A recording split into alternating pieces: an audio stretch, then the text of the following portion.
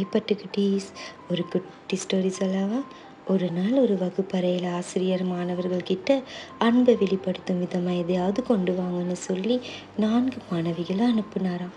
திரும்பி வந்த மாணவிகளில் ஒரு மாணவி கையில் மலர் இருந்ததாம்.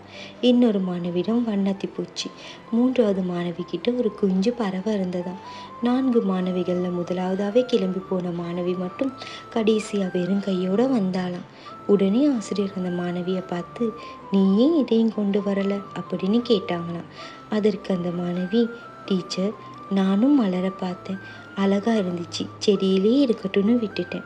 வண்ணத்து பூச்சியை பார்த்தேன், சுதந்திரமாக பறக்கட்டும்னு விட்டுட்டேன். குஞ்சு பறவையை பார்த்தேன், தாய் பறவை தேடுன்னு விட்டுட்டேன் அப்படின்னு சொன்னாலாம்.